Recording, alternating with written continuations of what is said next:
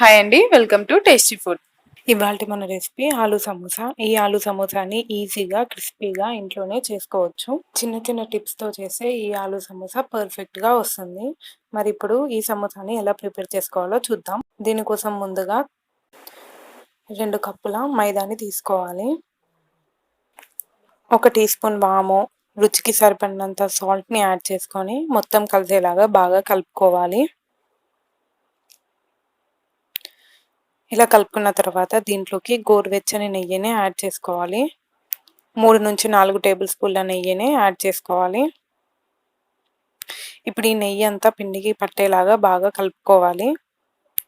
ఇలా కలుపుకున్న తర్వాత కొంచెం పిండిని చేతిలోకి తీసుకొని ఇలా ప్రెస్ చేస్తే ముద్దలాగా రావాలి. ఒకవేళ మీకు ఇలా రాకపోతే ఇంకాస్త నెయ్యిని యాడ్ చేసుకోండి. ఇప్పుడు ఈ పిండిలోకి కొద్దిగా వాటర్ని యాడ్ చేసుకుంటూ గట్టిగా కలుపుకోవాలి. సమోసాకి పిండిని కాస్త గట్టిగానే కలుపుకోవాలి. ఈ విధంగా పిండిని గట్టిగా కలుపుకొని అరగంట పాటు మూత పెట్టుకొని నానబెట్టుకోవాలి. ఇప్పుడు సమోసాలోకి స్టఫింగ్ని ప్రిపేర్ చేసుకుందాం.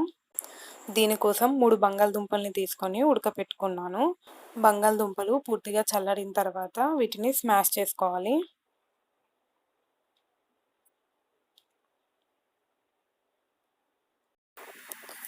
స్టవ్ మీద ఒక కడాయిని పెట్టుకొని 1 టేబుల్ స్పూన్ ఆయిల్ని యాడ్ చేసుకోవాలి. ఆయిల్ కాస్త హీట్ అయ్యాక మంటని మీడియం ఫ్లేమ్లోనే ఉంచి 1 టేబుల్ స్పూన్ జీలకర్ర, కట్ చేసుకొని పెట్టుకున్న ఆనియన్, 2 పచ్చిమిర్చిని వేసుకొని ఆనియన్ కాస్త గోలేంత వరకు ఫ్రై చేసుకోవాలి. ఇలా ఆనియన్ కాస్త గోలిన తర్వాత దీంట్లోకి 1/2 టేబుల్ స్పూన్ అల్లం వెల్లుల్లి పేస్ట్ వేసుకొని పచ్చివాసన పోయేంత వరకు ఫ్రై చేసుకోవాలి. ఇప్పుడు దీంట్లోకి 1/2 టీ స్పూన్ పసుపును వేసుకొని ఒకసారి కలుపుకొని మనం స్మాష్ చేసి పెట్టుకున్న బంగాళదుంపల్ని ఇందులోకి వేసుకోవాలి.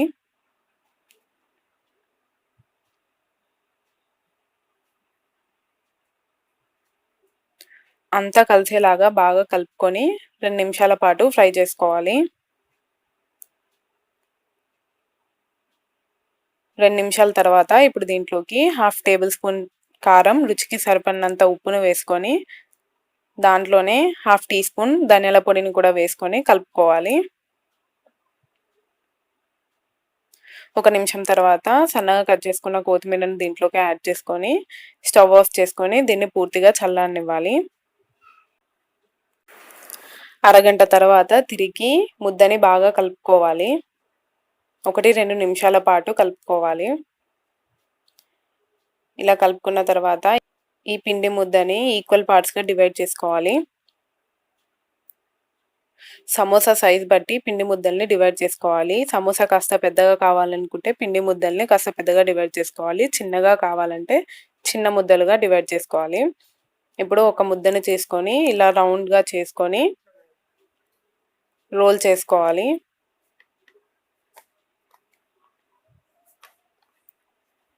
పిండి ముద్దని రౌండ్గా కాకుండా ఓవల్ షేప్లో రోల్ చేసుకోవాలి.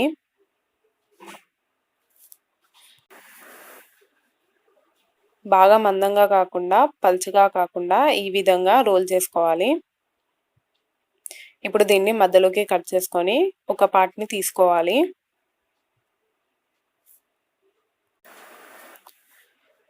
ఇప్పుడు హాఫ్ పార్ట్ని తీసుకొని ఎడ్జెస్కి వాటర్ని అప్లై చేసుకోవాలి.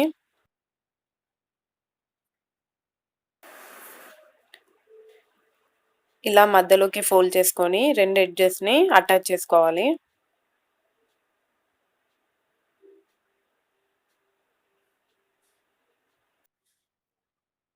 ఇప్పుడు దీంట్లోకి మనం ప్రిపేర్ చేసుకున్న స్టఫింగ్ని యాడ్ చేసుకోవాలి. కాస్త గ్యాప్ ఉండేలాగానే యాడ్ చేసుకొని ఇప్పుడు మళ్ళీ ఎడ్జెస్కి వాటర్ని అప్లై చేసుకోవాలి.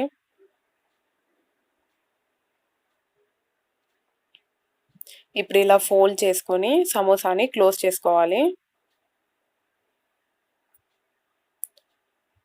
ఎడ్జెస్ని కాస్త గట్టిగా ప్రెస్ చేస్తూ క్లోజ్ చేసుకోవాలి.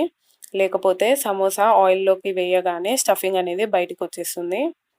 సమోసా రెడీ అయిపోయింది. ఇప్పుడు సెకండ్ పార్ట్‌ని కూడా తీసుకొని ఎడ్జెస్‌కి వాటర్‌ని అప్లై చేసుకొని ఫోల్డ్ చేసుకోవాలి.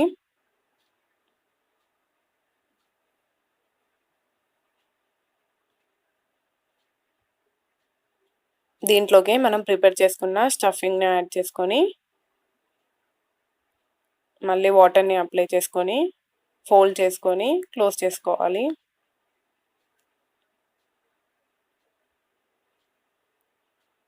ఈ విధంగానే మిగతా పిండితోని కూడా సమోసాలను చేసుకోవాలి. ఇప్పుడు స్టవ్ మీద కడాయి పెట్టుకొని డీప్ ఫ్రైకి సరిపడినంత ఆయిల్‌ని వేసుకొని హీట్ చేసుకోవాలి. ఆయిల్ కాస్త హీట్ అయ్యాక మంటని లో ఫ్లేమ్‌లో పెట్టుకొని మనం ప్రిపేర్ చేసుకున్న సమోసాల్ని వేసుకోవాలి.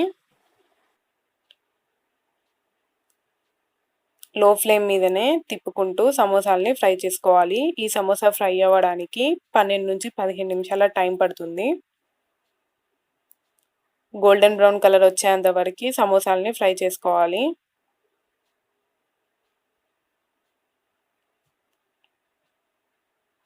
ఇలా గోల్డెన్ బ్రౌన్ కలర్ వచ్చాక ఈ సమోసాల్ని టిష్యూ ఉన్న పేపర్‌లోకి ట్రాన్స్‌ఫర్ చేసుకోవాలి.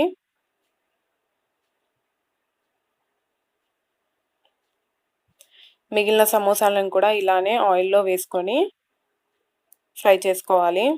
గోల్డెన్ బ్రౌన్ కలర్ వచ్చాక దీన్ని ఒక ప్లేట్‌లోకి ట్రాన్స్‌ఫర్ చేసుకోవాలి. అంతే ఆలు సమోసాలు రెడీ అయిపోయాయి.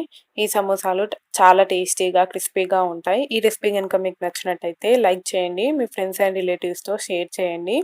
టేస్టీ ఫుడ్ ఛానల్‌ని సబ్స్క్రైబ్ చేసుకొని పక్కనే ఉండే బెల్ ఐకాన్‌ని క్లిక్ చేయండి. Thanks for watching.